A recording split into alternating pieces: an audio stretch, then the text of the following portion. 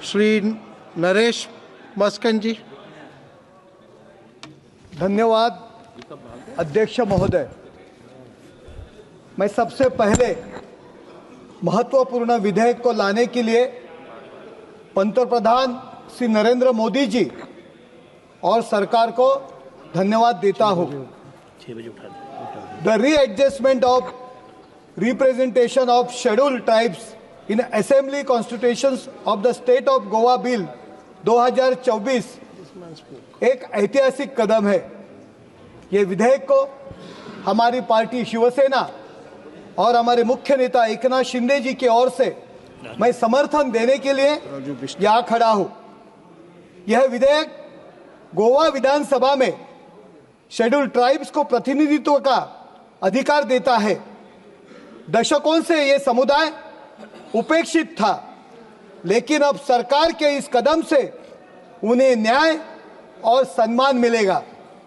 यह विधेयक न केवल सामाजिक न्याय की दिशा में एक मील का पत्थर है, बल्कि यह संविधान के उद्देश्यों को भी पूर्ण करता है।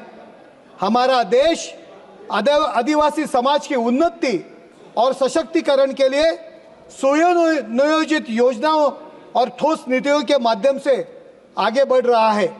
मैं पंतप्रधान नरेंद्र मोदी जी को विशेष धन्यवाद देता हूं, जिन्होंने भगवान बिरसा मुंडा जैसे महान आदिवासी स्वतंत्रता सेनानी को श्रद्धांजलि देते हुए उनकी जयंती को जनजातीय गौरव दिवस के रूप में घोषित किया। पंतप्रधान जी ने 2 अक्टूबर 2024 को झारखंड के हजारीबाग से इस योजना की शुरुआत की।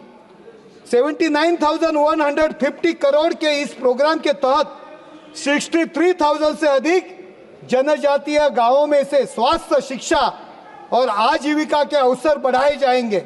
इससे 5 करोड़ जनजातीय लोगों को सीधा लाभ मिलेगा। सरकार ने आदिवासी बच्चों को गुणवत्तापूर्ण शिक्षा देने के लिए 40 नए EMRA स्कूल खोले और 25 की आधारशिला रखी।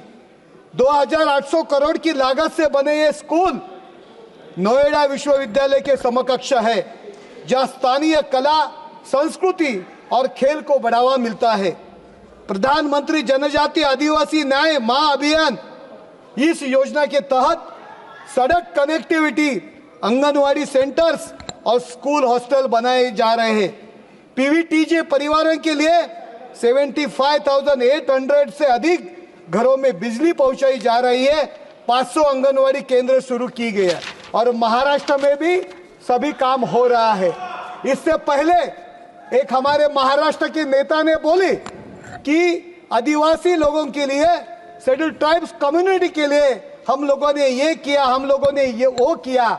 धनगर, धनवट, ये जाति, उनको रिजर्वेशन देना चाहिए। ये नेता अब अभी इधर नहीं है, बीजेपी में है, लेकिन ये ST कम्युनिटी में झगड़ा लगाने का काम भी कांग्रेस के सरकार ने की है। अभी वो नेता किधर है उससे मतलब नहीं, पार्टी का एजेंडा क्या होता है इससे मतलब है। महाराष्ट्र में SC रहेंगे, ST रहेंगे, सब जाति जमाती में झगड़ा लगाने का काम एक कांग्रेस ने किया है। प्री मैट्रिक और पोस्ट मैट्रिक स्कॉलरशिप ट्राइबल बच्चों को शिक्षा के लिए फाइनेंशियल सपोर्ट भी ये सरकार ने दिया है। आर्थिक सशक्तिकरण के माध्यम से ट्राइबल उत्पादनों को ई-कॉमर्स के माध्यम से बाजार में ये सरकार ला रही है। आदिवासी महिला सशक्तिकरण योजना से ट्राइबल महिलाओं को 2 लाख तक का सॉफ्ट लोन 4% ब्याज दर पे दिया जा रहा है। सरकारी इन योजनाओं का उद्देश्य आदिवासी समाज का सर्वांगीण विकास और उनको मुख्य धारा में शामिल करना। यह सरकार संविधान के भावना के अनुरूप भारत रत्न बाबा साहेब अंबेडकर जी के सपनों को साकार कर रहा हूं। मैं 2 दिन से यहां सुन रहा हूं, बहुत से कांग्रेस के लीडर बोलते समय भीमराव अंबेडकर बोलते हैं, BR अंबेडकर बोलते हैं, जैसे मोहनदास करमचंद गांधी जी को महात्मा गांधी कहते हैं, जवाहरलाल नेहरू को पंडित नेहरू कहते हैं, वैसे बाबा साहेब आम्बेडकर जी को बाबा साहेब कहना चाहिए। मेरे सभागृह को विनंती है कि ये लोगों ने दी पदवी है, फिर बाबा साहेब आम्बेडकर जी के नाम लेते समय बाबा साहब नाम लेने को क्यों कचराते हैं? ये मैं आपको एक सवाल पूछता हूं। लेकिन जब हम पिछली सरकार की बात करते हैं, विशेष रूप से कांग्रेस की शासन की, तो हमें याद आता है एससी एसटी कल्याण के लिए आवंटित राशि किस तरह उन्होंने डाइवर्ट किया। कांग्रेस शासित राज्यों में ट्राइबल कम्युनिटीज के लिए योजना सिर्फ कागजों तक सीमित रही। यही कारण दशकों तक ये वर्ग और न्याय विकास से वंचित रहा। हमारे ठाणे जिला में सबसे ज्यादा ट्राइबल एरिया है। पालघर, डानू, जव्हार, मोखाडा, वहां रोड भी नहीं थे, पानी भी नहीं थी। सिर्फ कांग्रेस ने उन लोगों से वोट पाए, लेकिन काम कुछ भी नहीं किया। लेकिन मोदी जी की सत्ता आने के बाद वहां काम शुरू हो रहा है। वहां बहुत बड़ा बंदर वहां आ रहा है, सबसे ज्यादा खर्चा करके राष्ट्र का सबसे बड़ा बंदर वहां आ रहा है।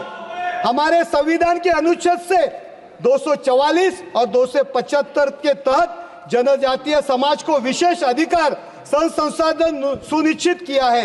लेकिन ये सरकार है जिसने संविधान के मूल भाव को सच्चे अर्थों में यहाँ लागू किया है। एक मिनट सर, भगवान बिरसा मुंडा के संघर्ष और बलिदान की याद बनाए गए ट्राइबल फ्रीडम फाइटर म्यूजियम देश में आदिवासी संस्कृति को सम्मान मिला है। आज ये विधेयक आदिवासी समाज के सशक्तिकरण का प्रतीक है। मैं सरकार का आग्रह करता हूं कि आदिवासी कल्याण के इन योजनाओं को और मजबूती से लागू करें।